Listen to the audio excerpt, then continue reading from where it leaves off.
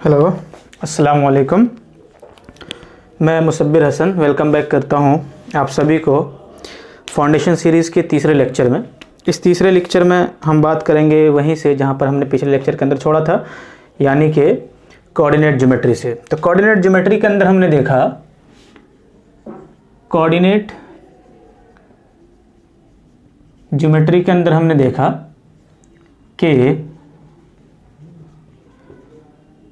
कि जो x axis और वाई एक्सिस है, जो एक्स एक्सिस और वाई एक्सिस है वो पूरे प्लेन को चार पार्ट में डिवाइड करता है, ठीक है ना। जिसमें से फर्स्ट पार्ट को हम कहते हैं क्या, फर्स्ट क्वाड्रेंट।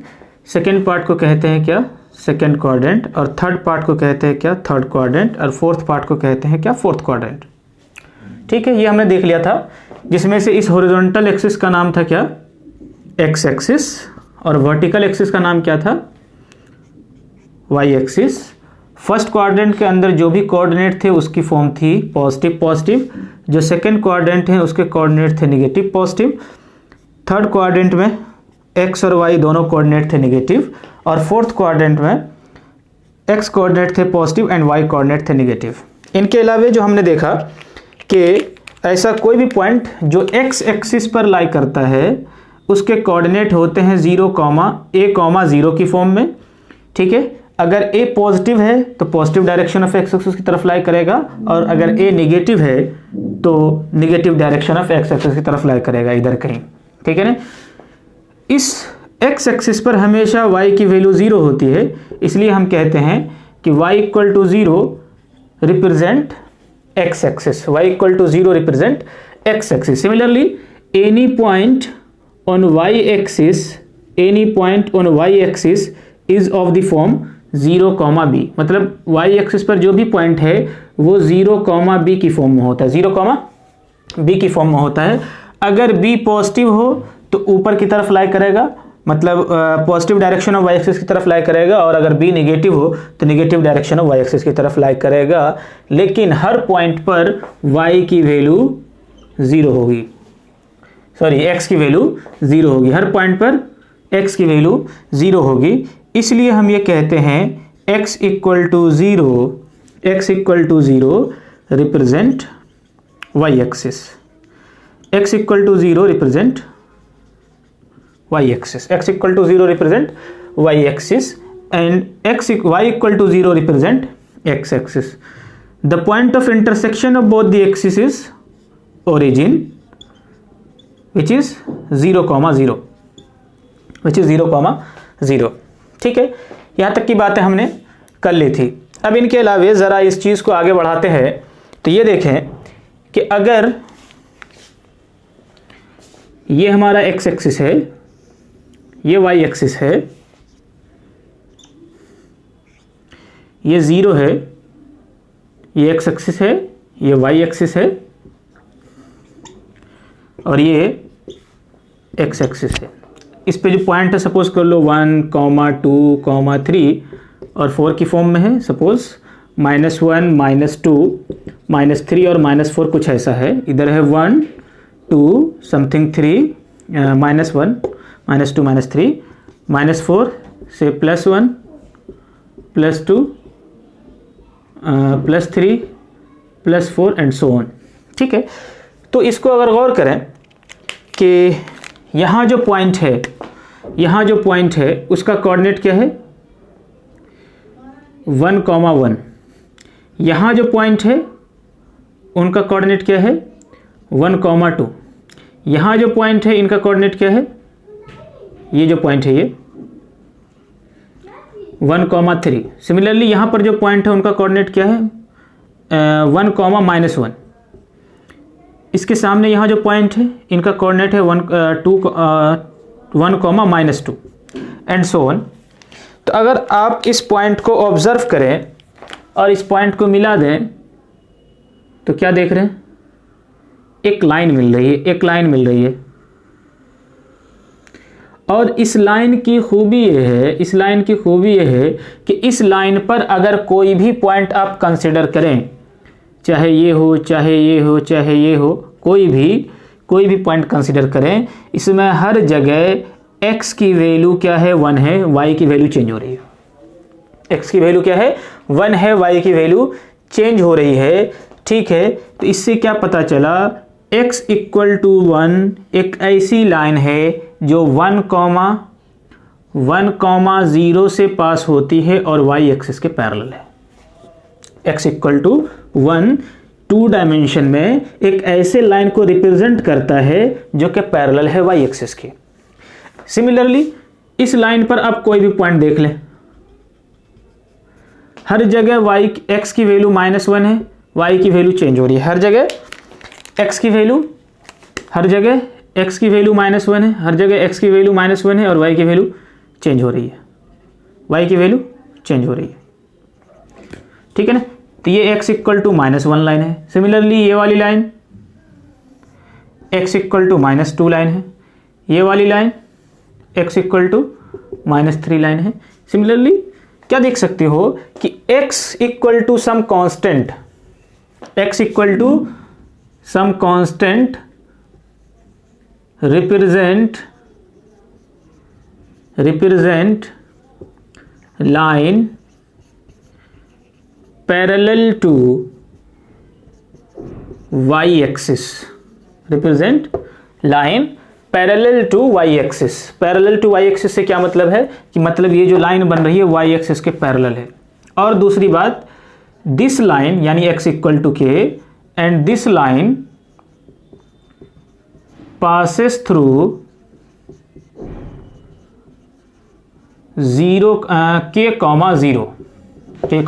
जैसे x equal to -2 line passes through x equal to -2, this is for this, x equal to -2 line passes through -2, and parallel to y axis. Similarly x equal to -3 passes through -3, and parallel to y axis. ठीक है ना, तो क्या देखा हमने, x equal to k represent a line parallel to y axis, x equal to k represent a line parallel to y axis.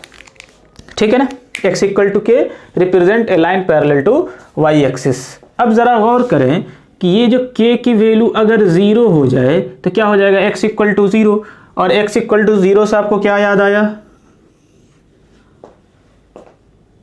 x equal to 0 represent y axis. ठीक है, तो any equation of the form x equal to k is a line parallel to y axis and passes through k, 0. If this is 0, k is 0, then it will pass through 0, 0. किससे पास हो जाएगा, 0, 0 से पास हो जाएगा, और 0, 0 से पास होने वाली लाइन जो y एक्सिस के पैरेलल है, of course it will represent y axis, of course it will represent y axis. ठीक है, तो अगले पार्ट की तरफ चलते हैं कि अगर y इक्वल टू k क्या रिप्रेजेंट करता है। ठीक है, y इक्वल टू k क्या रिप्रेजेंट करता है। ठीक है ना, तो y equal to k line represent करता है कौन सी, x एक्सिस के पैरेलल, x एक्सिस के parallel. y equal to k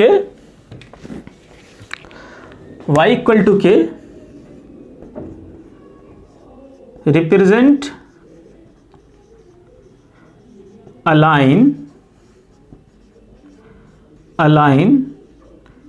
parallel to x axis,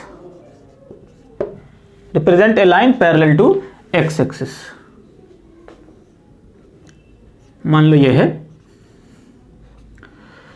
0, अगर x equal y equal to 3 ले लें तो इसके जैसा हो जाएगा। तो y equal to k represent a line parallel to x axis and passes through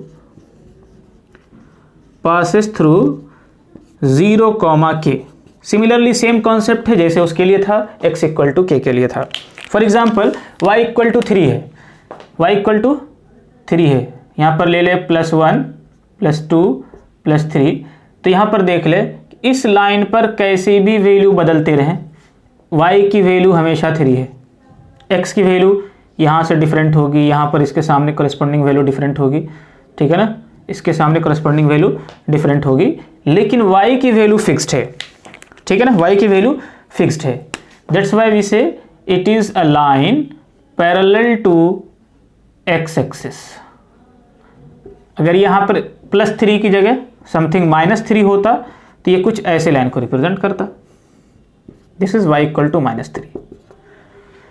ठीक है, समझ आई बात है? तो क्या देखा हमने, x equal to 0 represent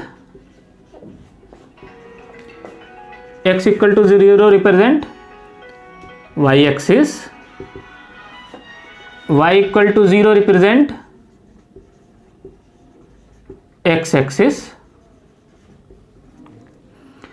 x equal to k line parallel to y axis, y equal to k line parallel to x axis, passes through 0, k and k x equal to k line parallel to y axis passes through k, 0, passes through k, 0 and y equal to k line parallel to x axis passes through 0, k।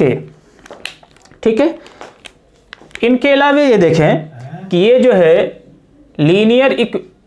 Linear equation in two variable यानी x plus y equal to 3 something like this, it also represent a line, it also represent a line.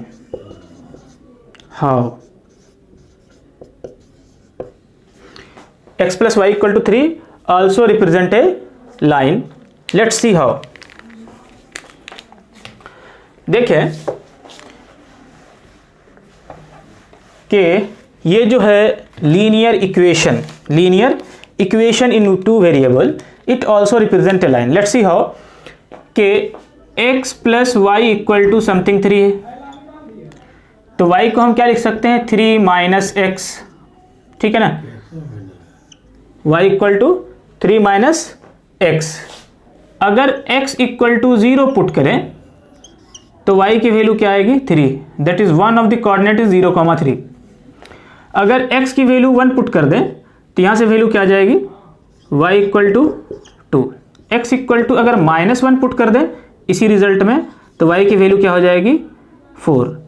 तो x equal to -1 के corresponding y2 है, x equal to 4 के x equal to 1 के corresponding y की value 2 है और x equal to -1 के corresponding y की वैल्यू 4 है। तो हमारे पास 3 कोऑर्डिनेट हैं, 0, 3, 1, 2 एंड 1, -4। ठीक है, मैं इसको प्लॉट कर रहा हूं ग्राफ पर। ठीक है ना, मैं इसको प्लॉट कर रहा हूं कहां, ग्राफ पर। ठीक है, तो यहां से देखें, let's see it is 0, it is 1, it is 2, it is 3 and it is 4। -1, -2, -3, -1 से -2, -3, +1, +2, +3 एंड +4 तो इसको अगर रिप्रेजेंट करें 0, 3, x is 0 and y is 3, x is 0 and y is 3 somewhere here, x is 1 and y is 2, I made mistake, 0, 3 somewhere here, 0, 3 and the another point is 1, 2, x is 1 and y is 2 and the last one is -1, 4, -1, 4, -1 is here and 4 is there। ठीक है, 4 is there। ठीक है, तो अगर आप इसको देखें ध्यान से तो ये जो है एक ऐसी लाइन रिप्रेजेंट कर रहा है।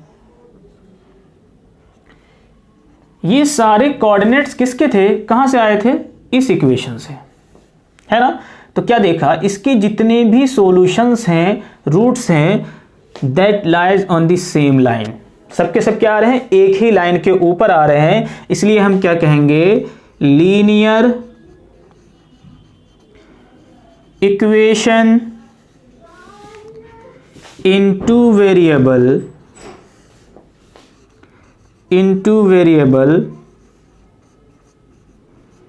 represent straight line।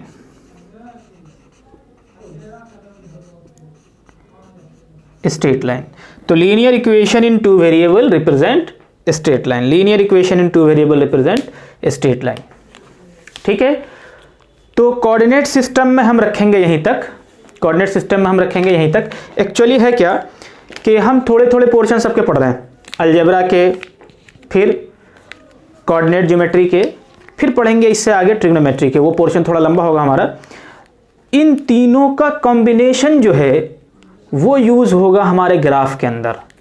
ठीक है ना, तो ये सारे ग्राफ की बात जो हो रही है थोड़ी सी, ये थोड़ी सी झलक है, समझ में आई बात है, जिसका हम यूज़ करेंगे एक्चुअली चैप्टर 3 के अंदर, जो हमारा बेसिक मैथमेटिक्स का चैप्टर 3 है। तो चैप्टर 1 के अंदर समझिए कि हमारा पोर्शन यहीं तक था।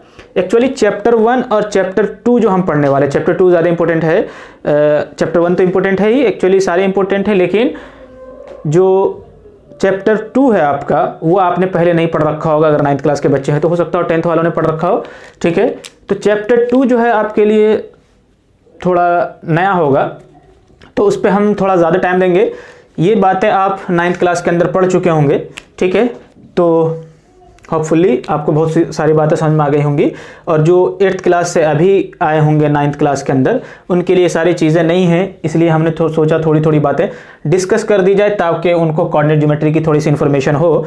ठीक है, ताकि अचानक से जो हम ग्राफ ड्रॉ करें तो उसके लिए ये चीज़ें नई ना हो। ठीक है, तो चैप्टर 1 का हम यहीं पर इख्तिताम करते हैं, लेकिन हमारे हिसाब से ख़त्म हो गया है, ग्राफ के हिसाब से ख़त्म नहीं हुआ, क्योंकि अलजेब्रा का पोर्शन फिर से आएगा। मैंने फर्स्ट लेक्चर के अंदर कहा था, इवन सेकंड लेक्चर के अंदर भी डिस्कस किया था कि जो क्वाड्रेटिक है और लीनियर है वो बहुत यूज़ होंगे। इवन जो हमारा इक्वेशन ऑफ मोशन है वो भी क्वाड्रेटिक और लीनियर है।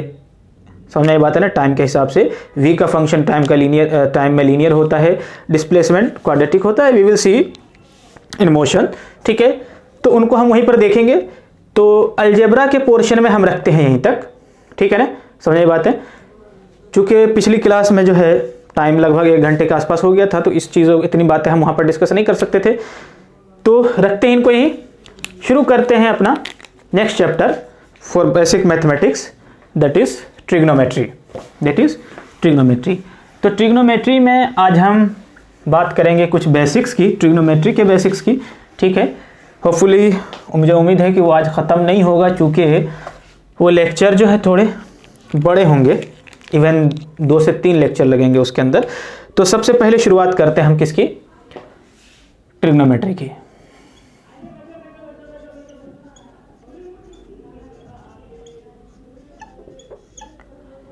ट्रिग्नोमेट्री, ठीक है, देखिए ट्रिग्नोमेट्री जो है ये भी मैथमेटिक्स की एक ब्रांच है, लेकिन ये जो है अपना मतलब खुद बताता है। क्या बताता है ज़रा इसको देखें। ये खुद कह रहा है क्या, ट्राई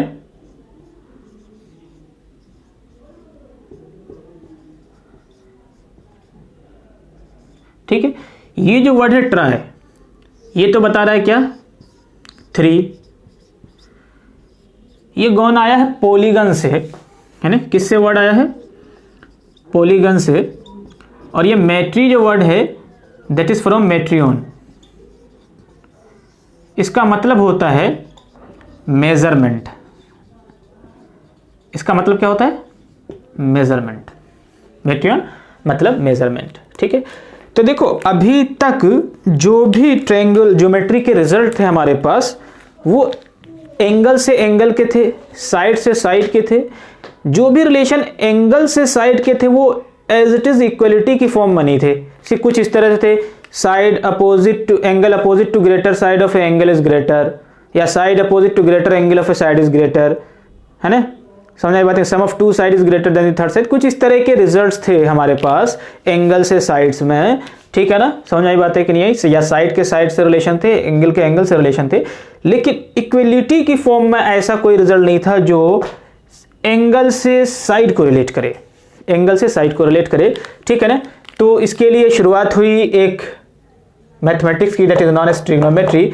ठीक है, जो कि हमें बताता है राइट एंगल ट्रायंगल के अंदर, राइट एंगल ट्रायंगल के अंदर, यानी जिसके अंदर हम पाइथागोरस लगाते हैं, उस राइट एंगल ट्रायंगल के अंदर जो है साइड्स और एंगल के रिलेशन क्या है, साइड्स और एंगल के रिलेशन क्या है, ठीक है ना। तो इनकी शुरुआत होती है यहीं से, ठीक है ना।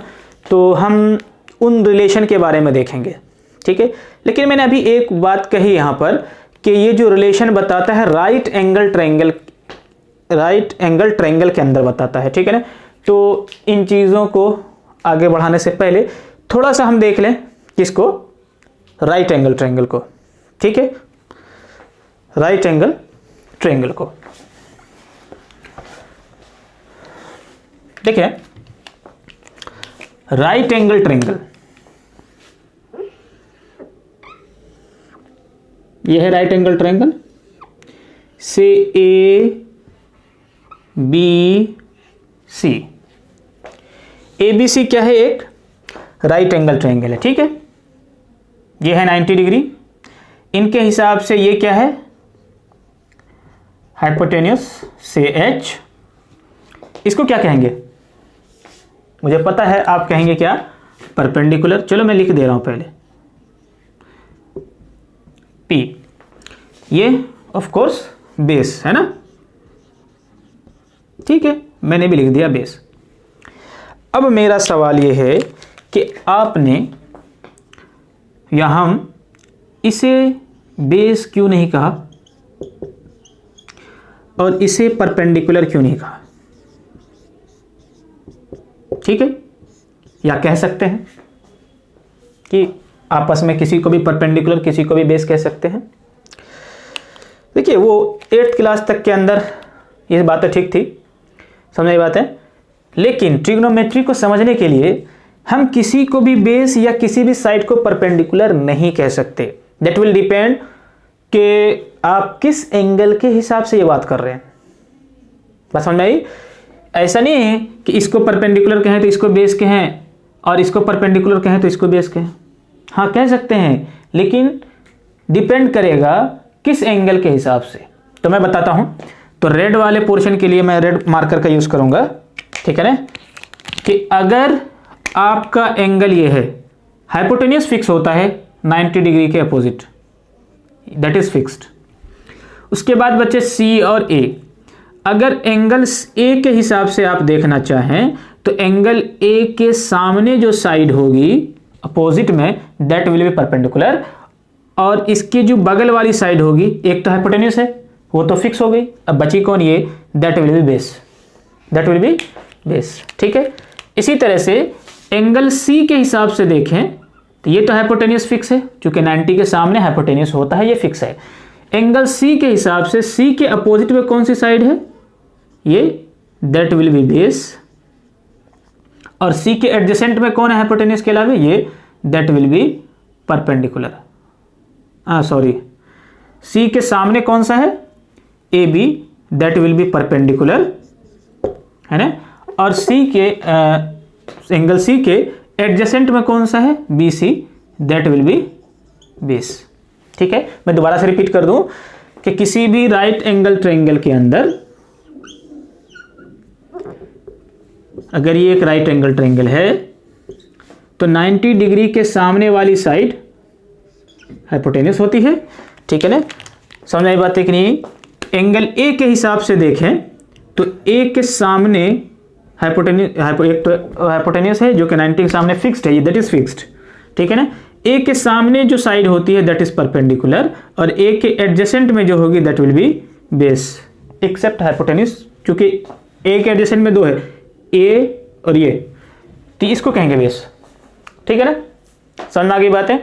मेरे ख्याल से आपको समझ में आ गया होगा कि राइट एंगल ट्रायंगल के अंदर ट्रिग्नोमेट्री अप्लाई करने के लिए परपेंडिकुलर कैसे डिसाइड करेंगे, बेस कैसे डिसाइड करेंगे, ठीक है, ठीक है। आगे चलते हैं। एक चीज और, राइट एंगल ट्रायंगल के अंदर एक वेल नोन रिजल्ट है जो कि आपको पहले से पता होगा, h square equal to B square plus P square. हाँ बिल्कुल, पाइथागोरस थ्योरम लिखा है हमने, ठीक है ना। कौन सा थ्योरम है ये, पाइथागोरस थ्योरम है। तो इनकी भी जरूरत पड़ेगी यहाँ पर, तो इसलिए आप इनको याद रखें कि राइट एंगल ट्रायंगल के अंदर ये रिजल्ट वैलिड है, ठीक है।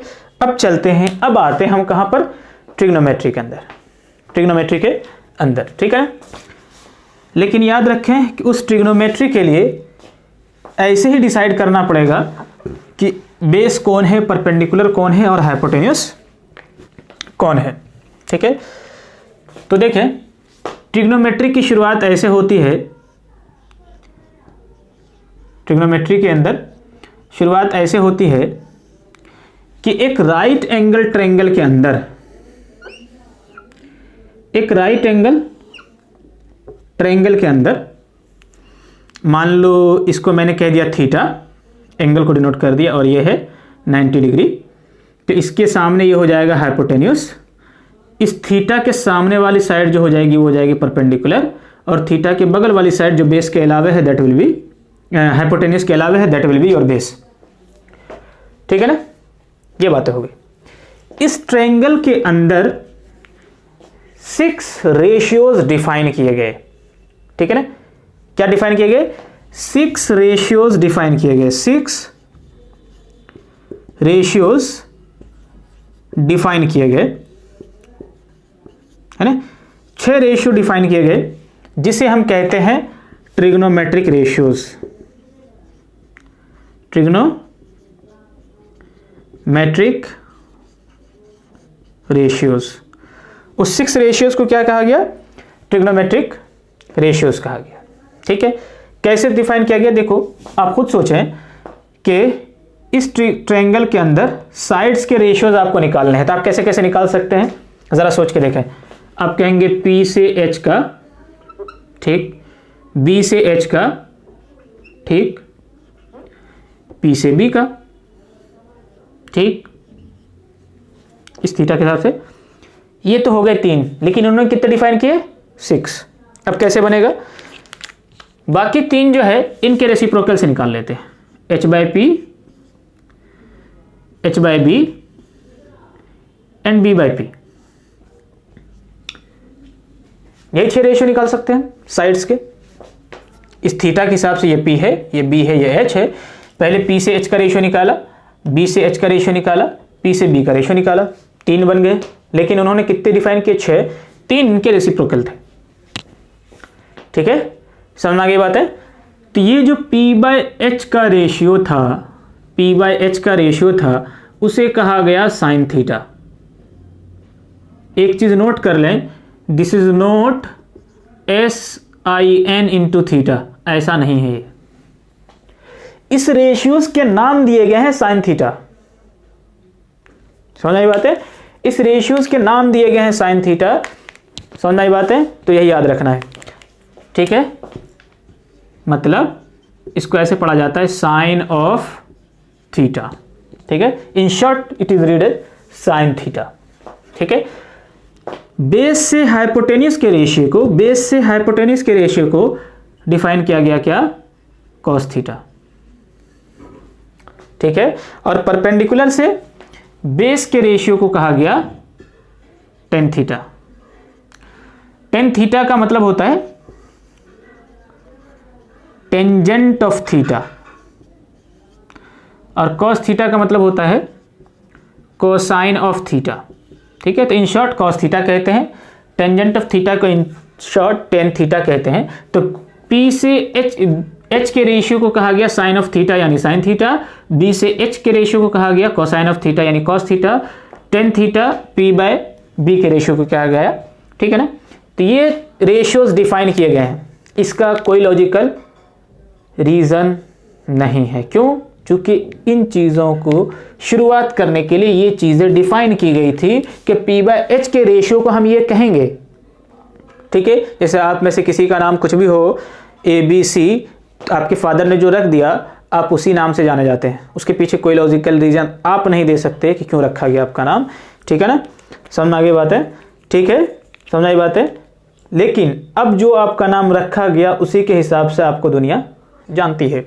Similarly sine of P by H के रेशियो को साइन थीटा डिफाइन कर दिया गया। इसको हमें मानना है कि इस रेशियो को साइन थीटा कहेंगे, इस रेशियो को कॉस थीटा कहेंगे, इस रेशियो को टेन थीटा कहेंगे। ये हो गए 3। अगले को क्या कहा गया? H बाय P जो कि साइन का रेसिप्रोकल था उसे कहा गया कोसेक थीटा। क्या कहा गया? Cosec theta. ठीक है, और h बाई बी के रेशियो को कहा गया सेक थीटा और b बाई पी के रेशियो को कहा गया कॉट थीटा। ठीक है, ये शॉर्ट फॉर्म है। कॉट थीटा का मतलब होता है cotangent of theta, cotangent of theta. Sec का मतलब होता है सेकेंट ऑफ थीटा और कोसेक का मतलब होता है कोसेकेंट ऑफ थीटा। ठीक है ना। तो ये 6 रेशियोज डिफाइन किए गए हैं। तो इन 6 रेशियोज को आपको याद करना है, बगैर इसके काम नहीं चल सकता, बगैर इसके काम नहीं चल सकता। समझ आई बात है कि नहीं आई। तो ये जो है 6 ट्रिग्नोमेट्रिक रेशियोज, इसको आपको याद रखने हैं। 6 ट्रिग्नोमेट्रिक रेशियोज क्या है, इनको आपको याद रखने हैं। ठीक है ना। इनसे आपको एक चीज पता चल गई होगी कि साइन थीटा जो है रेसिप्रोकल है कॉसेक थीटा का। चूंकि p बाई एच को साइन थीटा कहते हैं तो h बाई पी को कॉसेक थीटा कहते हैं। तो ऐसा लिख सकते हैं हम, या इसी बात को ऐसा लिख दें कि 1 by sine theta equal to 1 by cosec theta. ठीक है। सिमिलरली कॉस थीटा और सेक थीटा एक दूसरे के रेसिप्रोकल हैं। तो cos theta is equal to 1 by sec theta, या ऐसा कह लें कि sec theta is equal to 1 by cos theta, एक दूसरे का रेसिप्रोकल कर दें। सिमिलरली टेन और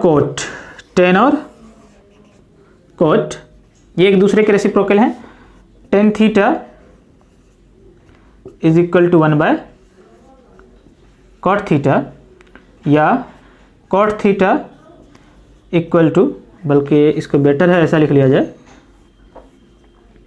1 by tan theta equal to cot theta. ये जो रिलेशन है ये कहलाते हैं रेसिप्रोकल रिलेशन। रेसिप्रोकल रिलेशन, ठीक है, रेसिप्रोकल रिलेशन। ठीक है।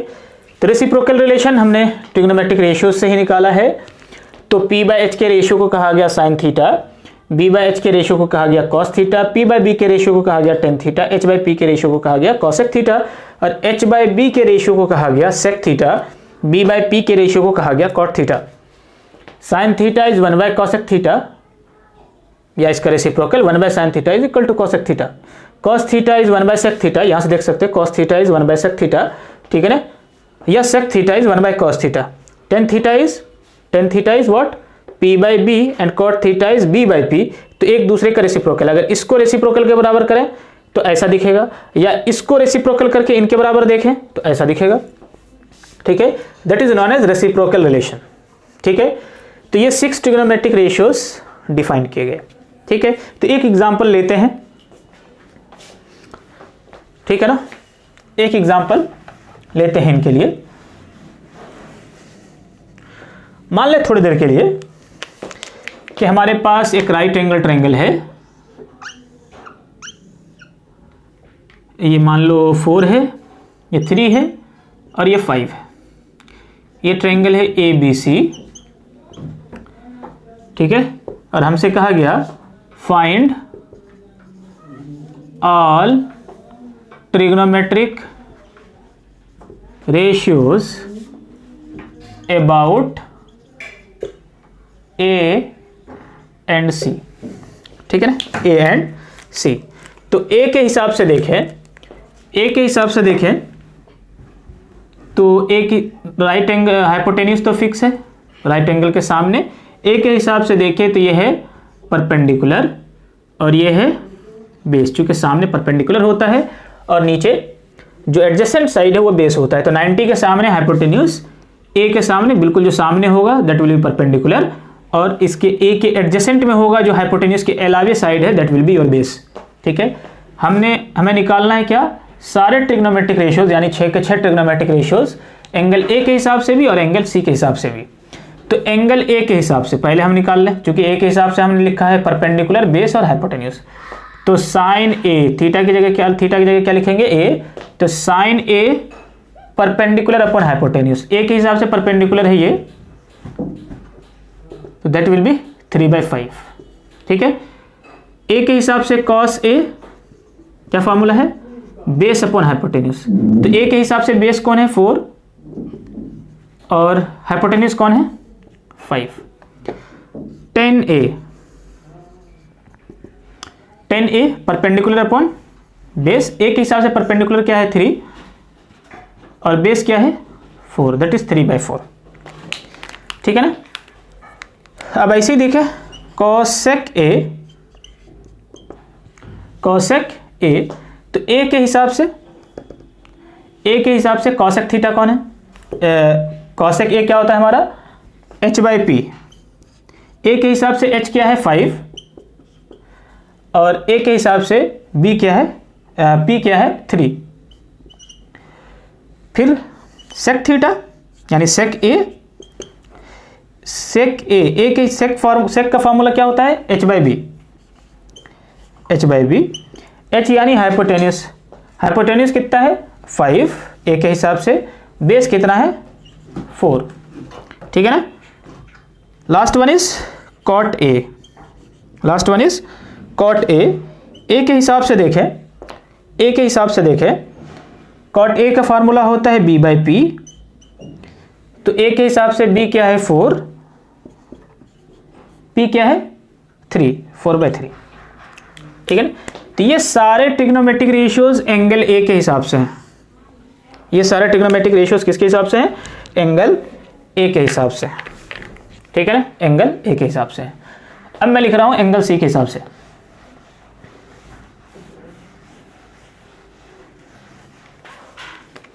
एंगल सी के हिसाब से, तो सी के हिसाब से मैं लिखूंगा यहां पर ग्रीन पेन से।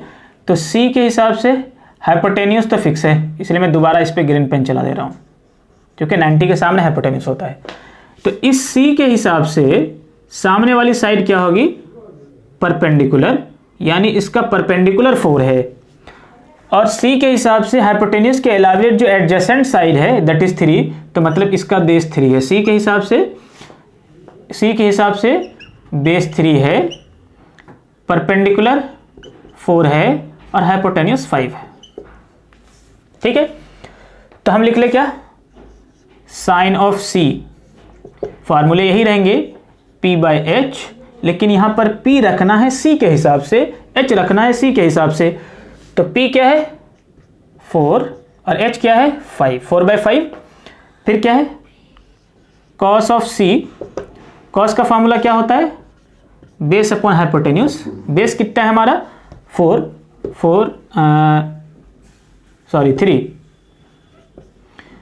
और h कितना है? 5। tan c, थीटा की जगह कौन सा एंगल है? c, tan c। फार्मूले यही होंगे p/b। तो c के हिसाब से परपेंडिकुलर कौन सा है? c के हिसाब से परपेंडिकुलर है 4 और बेस कितना है? ग्रीन वाले को देखना है 3, या यहां से भी मैच कर सकते हैं। Then cosec c is what? h/p। h की वैल्यू कितनी है? 5 और p की वैल्यू कितनी है? 4। Similarly sec c h/b। तो c के हिसाब से h कितना है? 5, b कितना है? 3। Then come to cot c। c के हिसाब से cot c का फॉर्मूला क्या हो जाएगा? b/p ही रहेगा, लेकिन c के हिसाब से b क्या हो जाएगा? 3 एंड p क्या हो जाएगा? 4, that will become 3/4, that will become 3/4। तो cot c is b/p, that will become 3/4। तो इस तरह से ट्रिग्नोमेट्रिक रेशियोज निकाल सकते हैं हम। इस तरह से हम क्या कर सकते हैं? ट्रिग्नोमेट्रिक रेशियोज कैलकुलेट कर सकते हैं। ठीक है ना। कि ए के हिसाब से किसी राइट एंगल ट्रायंगल के अंदर कैसे साइन निकालते हैं, कॉस निकालते हैं, टेन निकालते हैं। समझ आ गई बात है? तो मैं इस वाले पोर्शन को कर रहा हूं रब, होपफुली आप नोट कर चुके होंगे। और मैं इसमें दिखाता हूं एक ज़बरदस्त रिलेशन, ठीक है ना, जिसे हम नोट करेंगे आगे। ठीक है,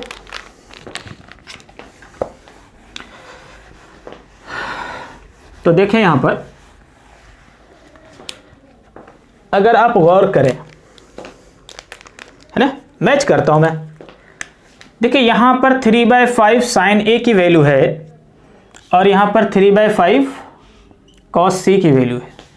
देखो ये इससे मैच कर रहा है, कॉस ए की वैल्यू इससे मैच कर रही है, tan की वैल्यू tan ए की वैल्यू cot सी से मैच कर रही है, और cosec ए की वैल्यू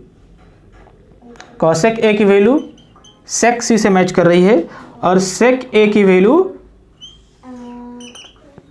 cosec सी से मैच कर रही है, cot ए की वैल्यू tan सी से मैच कर रही है। ठीक है, किससे मैच कर रही है? tan सी से मैच कर रही है। ठीक है ना, तो मैं इसको ऐसा लिख दे रहा हूं, जरा देखें, sine A is equal to cosec C, sine A is equal to cosec C, sorry cos C, cos C, cos A equal to sine C, cos A equal to sine C, cos A equal to sine C. tan A की वैल्यू किससे match कर रही है? cot सी से, तो tan A बराबर है cot C and similarly tan A बराबर है cot सी। अब देखिए यहां cosec ए या cot ए किससे मैच कर रहा है? tan सी से, cot A equal to tan C, cot A equal to tan C. cosec A की वैल्यू देखें किससे मैच कर रही है? sec सी से, sec सी से, और sec ए की वैल्यू देखें किससे मैच कर रही है? sec ए की वैल्यू किससे मैच कर रही है? cosec सी से, sec ए की वैल्यू मैच कर रही है cosec सी से, ठीक है ना। अब जरा देखें मैं क्या कहना चाह रहा हूं इसमें, इस रिजल्ट से क्या कहना चाह रहा हूं। तो ये देखें अगर जरा कि अगर मैं इस राइट एंगल ट्रायंगल में इस ए को कहता हूं थीटा, तो सी क्या है? 90 माइनस थीटा, क्या है? 90 माइनस थीटा, तो यानी थीटा इधर और 90 माइनस थीटा दूसरा एंगल। तो मतलब ए की जगह हम रख सकते हैं थीटा और सी की जगह रख सकते हैं 90 माइनस थीटा, नो डाउट। ठीक, अब अगर गौर करें तो angle A plus C is what? 90, तो मतलब that is complementary angle relation. ठीक है, कॉम्प्लीमेंट्री एंगल, ए और सी क्या है? कॉम्प्लीमेंट्री एंगल है। तो यहां से क्या पता चला? थीटा की जगह रख सकते हैं ए और सी की जगह रख सकते हैं 90 माइनस थीटा। तो क्या पता चला? Sign theta is cos 90 minus theta and cos theta is sine 90 minus theta. क्या मतलब हुआ इससे? कि कहीं पर फॉर एग्जाम्पल अगर हमें लिखा हुआ है साइन 30, तो इसको हम बदल सकते हैं किसमें? कॉस में 90 माइनस 30 करके, और 90 माइनस 30 क्या होता है? 60 degree. That can be written as cos 60 degree, something like this. ठीक है ना। खैर, इस पे बाद में बात करेंगे। तो मतलब हम उसके कॉम्प्लीमेंट रिलेशन में बदल सकते हैं, उसके कॉम्प्लीमेंट रिलेशन में क्या कर सकते हैं? बदल सकते हैं। तो यहां से tan ए को क्या लिख सकते हैं? tan theta equal to cot 90 minus theta, और cot ए को क्या लिख सकते हैं? cot theta equal to 10 90 minus theta. Cosec को क्या लिख सकते हैं?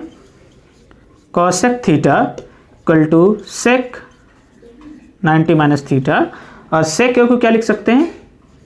Sec theta equal to cosec 90 minus theta. यहाँ से एक बहुत ही इंपॉर्टेंट रिजल्ट आ गया हमारे पास, that is known as complementary angle relation. Complementary angle relation, इस रिजल्ट को रखने हमें याद। Complementary angle relation, complementary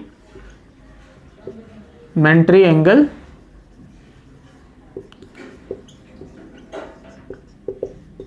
relation, क्या कहते हैं इसको? Complementary angle relation. ठीक है, क्या कहेंगे? Complementary angle relation. ठीक है, तो कॉम्प्लीमेंट्री एंगल रिलेशन हमें यह बताता है कि किस तरह से हम एक ट्रिग्नोमेट्रिक रेशियोज को दूसरे ट्रिग्नोमेट्रिक रेशियोज में बदल सकते हैं by changing their angle with their complement, by changing their angle with their complement. समझ बात है? ठीक है, तो आज के लेक्चर में ट्रिग्नोमेट्री के पार्ट में रखते हैं यहीं तक। अगली क्लास में जो हम इससे आगे की बात करेंगे कि ट्रिग्नोमेट्री में आगे हम क्या क्या देख सकते हैं। तो आज हमने पढ़ा ट्रिग्नोमेट्रिक रेशियोज क्या होता है, ठीक है ना, इसके रेसिप्रोकल रिलेशन को देखा, कॉम्प्लीमेंट्री एंगल रिलेशन को देखा, और किसी ट्रायंगल के अंदर किस तरह से हम ट्रिग्नोमेट्रिक रेशियोज को कैलकुलेट कर सकते हैं उसको देखा। ठीक है, आज के लिए रखते हैं यहीं तक। Thank you, we will meet in the next lecture.